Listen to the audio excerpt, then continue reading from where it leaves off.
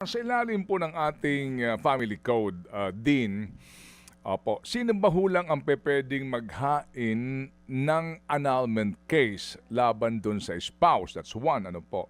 At ano ba ang mga grounds nito? Pupuwede ba, diretsuhin ko na akong lalaki ang maghain ng annulment case laban kay misis na matagal na kaming naghiwalay na naman at ang aking sinasabi, Judge, babaero ako, meron akong anak sa labas, at ngayon meron akong girlfriend na kinakasama. Judge, pagbigyan mo naman ako, pakiannul ang aming marriage. Pwede ba yon? Okay, Ted. So, dapat ulit explain natin, no? Ang annulment, hindi kamukha ng nullity of marriage. Ang nullity of marriage, ang sinasabi mo, ng simula't simula pa, wala nang bisa ang kasal.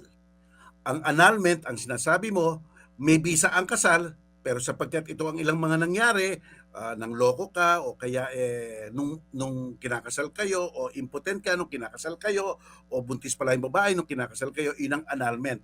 Pero palagay ko, ang tinuturing mo dito yung nullity of marriage, yung pagpapawalang bisa ng kasal ng simula't simula pa.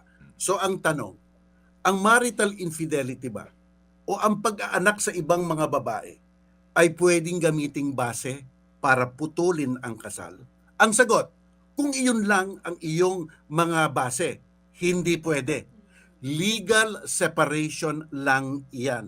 Pero sabi ng Korte Suprema, itong mga akto o kilos ng legal separation, kung paulit-ulit ito at mapapakita mo na grabe na ito, na ang konteksto na ito ay hindi na siya magbabago at nahandoon na yung kaugalian yun nung kinakasal pa lang sila, pwedeng ipasok sa loob ng tinatawag na Article 36, psychological incapacity. So, ang susunod na tanong, sino ba ang nakapag-file ng Article 36?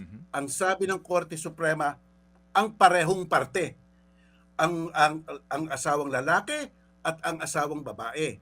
Sapagkat kung tutuusin mo, ang psychological incapacity habang sila ay kinakasal, hindi nila alam kung nagkakasala sila, talagang good faith sila, masaya sila. Wala silang bad faith nung kinakasal sila. Nalaman na lang yung katotohanan after nung kinasal sila. So ang sinasabi ng batas, sa ganyang pagkakataon, kung psychological incapacity, parehong parte, pwedeng mag-file ng kaso kahit na siya yung parang may sala. Tuwan yun.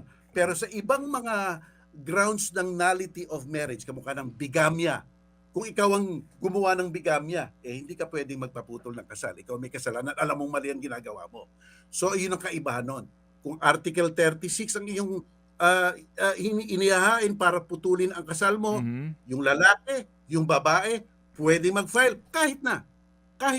Ang nag-file pa yung mukhang may sala.